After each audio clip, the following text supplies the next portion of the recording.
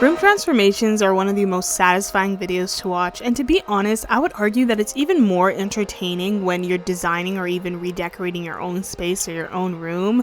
There's just something about seeing somebody take an already decorated room or even an empty space and just putting their own twist or spin or personality on it, or even bringing a room back to life. It is, I don't know, there's just something so magical about it. And it's just such an amazing process to watch because it feels like as somebody is redecorating the room, they're bringing you along that process. So to a certain extent, it also feels like you're there with them.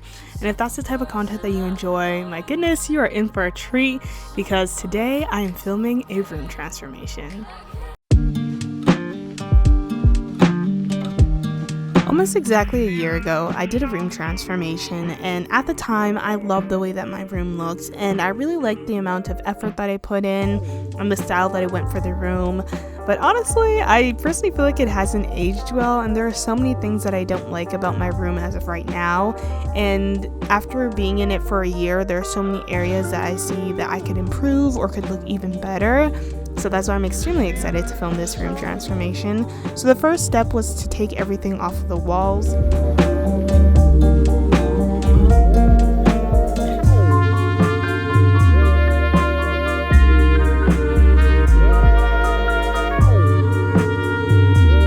Hey guys, so I just finished removing all the LED lights off of my wall, or like kind of like on my ceiling. And I was really surprised. I actually thought it was going to peel off a lot of paint, but none of the paint was really peeled off. So I'm very I'm pleasantly surprised by that. I would have loved to reuse these, but something went wrong with the cable for my LED lights. So unfortunately I can't reuse them unless I can find like another cable off of Amazon. If I can, then I will, but if I can't, then I'll probably just buy another pack of LED lights. But to be honest, I don't really know if I want them yet. I'm still debating on that, but I'll decide that later on. But the walls look so bare, you guys. Like, it's so wild. You can just see like the pencil markings from when I try to like trace everything on the walls. But I'm gonna erase that before I begin painting because I feel like it'd be kind of lazy of me if I just painted over top of it.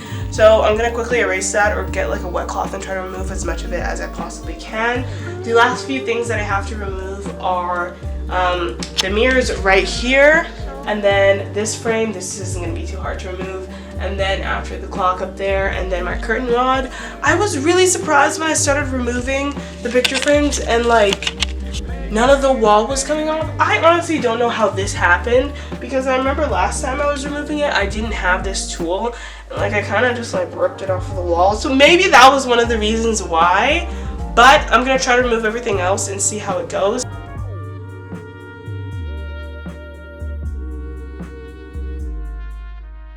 And then patching up any of the holes with some Drydax is basically this pink stuff that you can get at the hardware store.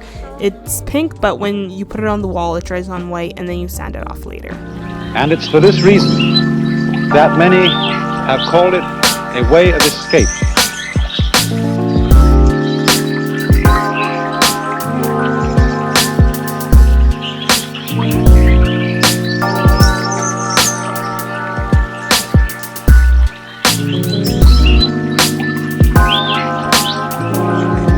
So it's a couple days later, and I'm going to continue working on my room. As you can see, I haven't started painting the walls, but I am going to I'm going to continue sanding them. I've been working on this wall, and as you can tell, there's still some patches on here, so I'm going to have to put more Drydax on this. I thought I could paint over it and it'd be fine, but it still feels really rough. So I'm going to put a bit more Drydax on that, and then I'm going to work on this wall later. Then I can start painting with the white paint. I'm really excited because I feel like my room is just going to look completely different after I'm done painting it. So painting and building the furniture are probably two of the things that are going to take the longest to do, and probably are going to be like the biggest things and the most difficult tasks to complete for this transformation. But on the good news, my furniture actually came in a lot earlier than I expected. Well, okay, not a lot, but it actually came a day earlier, so it was supposed to arrive anywhere between Wednesday and Saturday, but it came on Tuesday, which is amazing, and everything is currently sitting in my basement, even though that's not what I wanted to happen. I still positioned, well, not I, but like my siblings helped me position all of the furniture so it doesn't like break.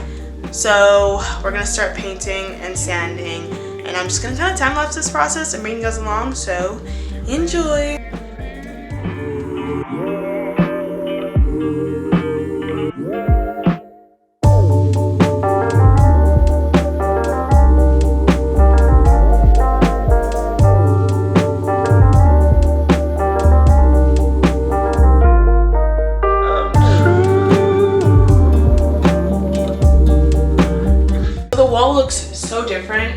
green looks really different in comparison to like the other side of my wall, because technically the paint that was on here before is white, but it's more of a white with like lots of yellow undertones.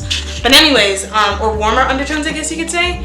But I've only put on one coat, and even though I've only put on one coat, it looks pretty opaque, but I'm obviously not gonna leave it like this because it looks a little patchy in some areas. So I'm gonna go over it again and do a second coat. And I'm gonna do this wall, and yeah, I think that's gonna be it for today. And then I'll wrap it up, and then after, yeah, so.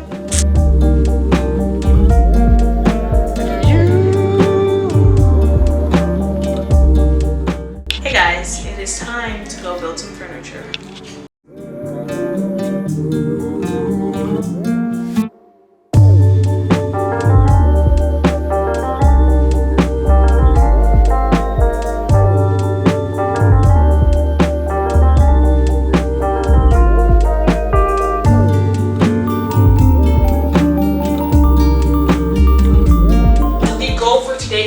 Build everything on my own. On top of that, if it looks like these areas down here are not painted very well, it's because I purposely kind of left them like that because there's going to be furniture here anyway, so nobody's going to see it. So I was like, no, I don't really have to put that much effort into painting that part.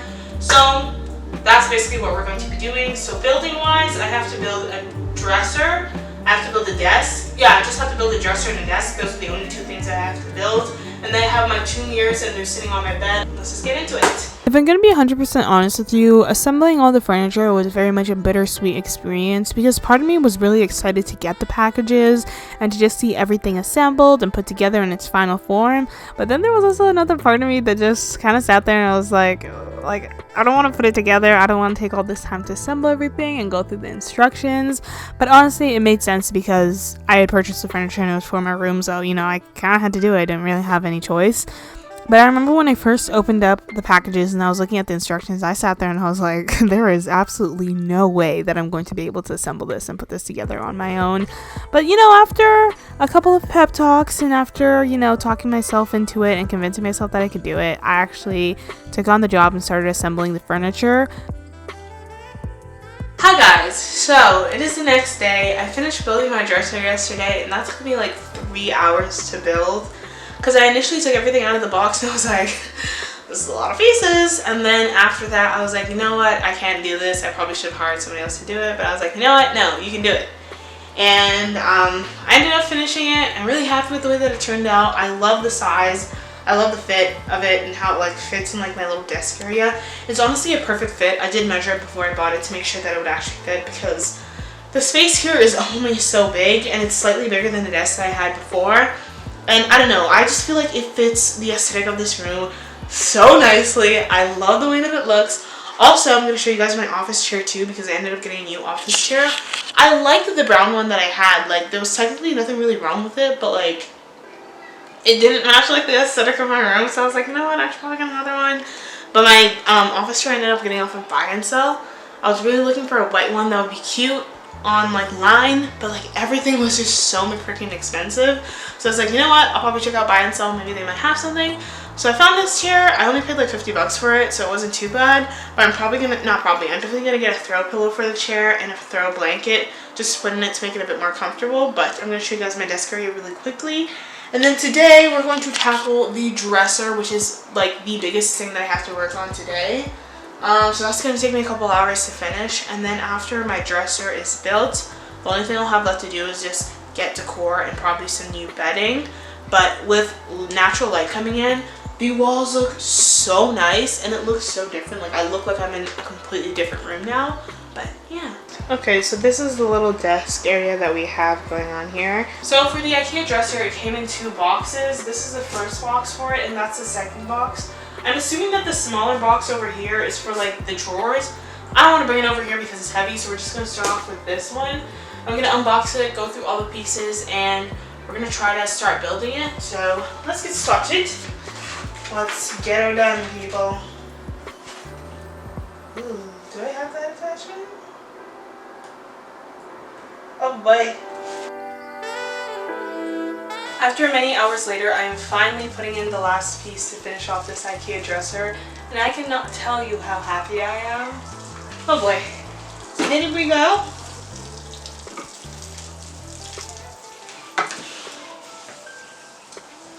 And we are done.